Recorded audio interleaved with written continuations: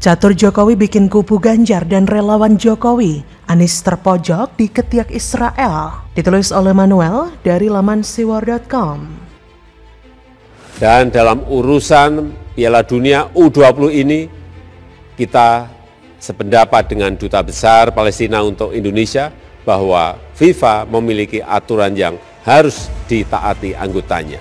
Jadi, jangan mencampur adukkan urusan olahraga dan urusan politik. Saat ini, FIFA juga telah mengetahui adanya penolakan-penolakan terhadap keikutsertaan timnas Israel di Piala Dunia U20. Yang kedua, orang Israel juga datang ke sini juga dalam urusan bisnis dan sebagainya gitu. Jadi apa yang kemudian ini? Kalau soal bendera mungkin bisa didiskusikan misalnya kan. Soal lagu kebangsaan mungkin bisa didiskusikan. Tapi jangan pernah mematikan harapan generasi muda untuk ikut membantu pelaksanaan perdamaian dunia lewat sepak bola. Oke, baik. Dan kalau kita menerima kedatangan tim nasional Israel, itu sama saja menyakiti hati mereka, sama saja tidak melukai perasaan mereka. Karena biar bagaimanapun kita punya utang budi yang besar terhadap mereka. Dan yang ketiga, Pak Jokowi tegas tadi mengatakan dipisahkan antara politik dan olahraga. Dikatakan salah. Nggak apa-apa. Tapi Palestina pun mengatakan pisahkan antara partai, antara politik dan bola. Jadi yang salah siapa? Artinya Palestina pun menganut sistem itu. Palestina loh yang kita bela ini juga menganut sistem itu. Jadi kan jadi bingung nih kita nih. Kita nggak membela orang, sementara orang yang sama ini yang kita bela ini menganut yang kita tolak itu. Saya jadi bingung. Ini yang kita bela siapa? Apakah awang-awang? Ombak dipecahkan oleh Joko Widodo. Dia bukan Nabi Musa yang memecahkan lautan menjadi dua. Tapi saya yakin Joko Widodo belajar dari hikmat Musa. Ia bisa memecahkan ombak, memisahkan antara politik dan olahraga. Ganjar tercengang karena kembali ke pelukan Ibu Pertiwi. Namun Anies makin terpojok di bawah ketek Israel. Joko Widodo semalam mengeluarkan statement yang luar biasa mantap. Jokowi yang adalah Presiden Indonesia terpilih secara demokratis mengatakan data yang luar biasa dan memunculkan pandangan negara soal polemik timnas Israel yang lolos kualifikasi. Jokowi tidak langsung bereaksi terhadap polemik yang muncul dari Ganjar, Koster, ataupun orang-orang yang mendukung penolakan Israel. Seperti biasa dan seperti kebiasaannya, Jokowi memantau terlebih dulu dan jika sudah dirasa waktunya, boom! Jokowi turun sapu bersih semua polemik. Pendukung Ganjar tetap mendukung Ganjar dengan kalimatnya menolak Israel karena kaitan dengan ideologi, dan itu tetap diluruskan dan disetujui oleh Jokowi. Setidaknya, ada poin-poin yang bisa dijadikan titik penting. Pertama, Jokowi menegaskan bahwa posisi pemerintah Indonesia adalah aktif memperjuangkan perdamaian sesuai dengan Undang-Undang Dasar bahwa setiap negara harus diperjuangkan untuk merdeka. Mendukung kemerdekaan Palestina adalah amanat undang-undang. Kedua, Joko Widodo menegaskan bahwa akan aktif melobi Israel untuk berdamai dengan Palestina. Kedekatan Israel dan Indonesia selama ini yang sudah diperjuangkan Gus Dur dan garis kebudayaannya tidak dilunturkan oleh Pak Jokowi. Ketiga, Jokowi ingin masyarakat memisahkan antara politik dan ajang olahraga karena dalam aturan ajang olahraga sepak bola FIFA yang adalah kiblat harus ditaati regulasi dan keputusannya. Keempat, Jokowi mengatakan bahwa Indonesia dipilih menjadi tuan rumah Piala Dunia U20 sebelum hasil kualifikasi Israel lolos muncul.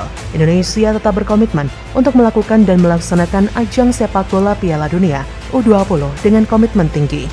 Kelima, Jokowi sudah mengutus Erick Thohir untuk menyampaikan hal ini kepada FIFA. FIFA sudah tahu penolakan masyarakat dan aparat pemerintah terkait timnas Israel, maka Jokowi menegaskan ingin menyelesaikannya dengan baik. Saya kira dari 5 tahapan ini Jokowi sudah merangkul Ganjar. Apa yang dikatakan Ganjar harus dipisah dari ajang olahraga. Apa yang ia katakan adalah politis. Dia ini politisi. Tapi sosok yang paling kena mental adalah Yohanis Baswedan. Dia yang selama ini diam justru dianggap sebagai sosok pengecut. Kalau dia jadi pemimpin lalu dia diam gak berkomentar sama sekali, dia sedang cari aman saja di bawah ketiak Israel. Karena kita tahu kedekatan Yohanes dan Israel adalah hal yang tak bisa kita pungkiri sama sekali. Jiwa Yahudinya kencang banget. Yahudi adalah kubu yang suka memainkan agama. Yesus pun disalib oleh orang Yahudi yang gak terima. Lalu 2017, pendukung Yohanes lakukan hal yang sama. Ngeri bukan? Gampang ditebak bukan?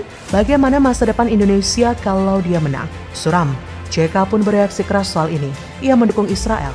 Wah, makin gila bukan? Nah, dari sini kita paham bahwa catur Jokowi sangat luar biasa. Ia memakan satu persatu lawan politiknya. Ia tahu bagaimana cara memetakan mana kawan dan mana lawan. Saya yakin Ganjar dirangkul oleh Presiden. Tak perlu Ganjar melakukan klarifikasi apalagi meminta maaf. Gak penting lagi bro. Semoga saja FIFA dan PSSI bisa mendapatkan solusi soal ini. Karena kalau tetap dipaksakan Israel datang, nanti akan berpotensi lone wolf bergerak dan memang akan ada aksi jahat dari pendukung Yohanes untuk memporak-porandakan Indonesia. Jadi bagaimana menurut Anda?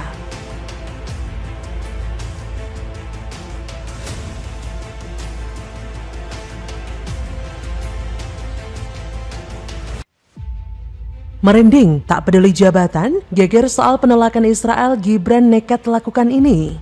Bahkan saya menghargai semua pendapat dari para gubernur. Tugas saya sebagai tuan rumah hanyalah menyiapkan venue saja. Kita pastikan tamu-tamu bisa datang ke Solo dalam keadaan nyaman dan aman dan pertandingan berjalan dengan baik.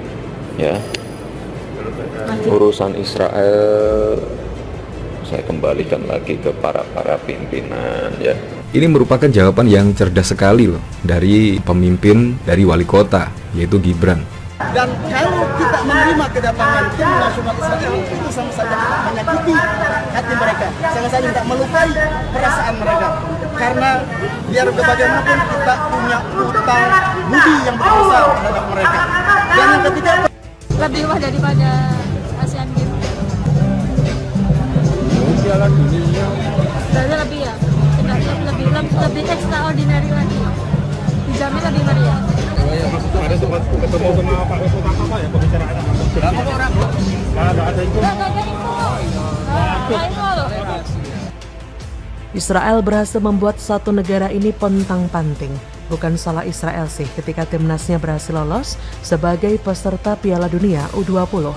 Salahnya adalah banyak orang mabuk agama dan berpikir sempit, serta kalangan oportunis yang membakar isu ini sampai hangus. Udah gosong pun masih juga dipanas-panasi pakai arang. Tapi di balik kegaduhan ini ada hikmah bagus yang bisa kita petik. Mata kita seakan terbuka lebar karena berhasil membedakan siapa pemimpin sejati dan siapa pemimpin abal-abal yang hanya mau cari aman. Berkat Israel kita bisa memilah siapa yang benar-benar logis dan siapa yang oportunis dan dampak buruk yang didapat Indonesia jika nekat menolak kedatangan Israel. Wali Kota Solo, Gibran Raka Buming Raka, irit bicara soal penolakan timnas Israel sebagai peserta Piala Dunia U20 di Indonesia. Gibran tak banyak berkomentar dengan penolakan Israel yang rencananya hadir ke tanah air sebagai peserta Piala Dunia U20. Sebaliknya, ia memilih fokus sebagai tuan rumah. Tepatnya Stadion Manahan yang merupakan salah satu venue ajang tersebut.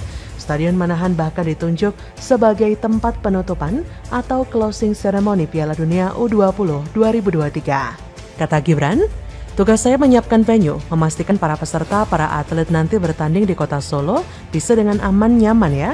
Gibran juga siap andai Solo menjadi tempat drawing Piala Dunia U20 2023 menggantikan Bali. Gubernur Bali Iwayan Koster sebelumnya menolak kedatangan Israel ke Indonesia. Penolakan Iwayan Koster didengar oleh FIFA sehingga Federasi Sepak Bola Internasional itu membatalkan drawing Piala Dunia U20 2023 di Bali. Seperti diketahui, Bali sejatinya menjadi tempat drawing Piala Dunia U20 2023 pada 31 Maret.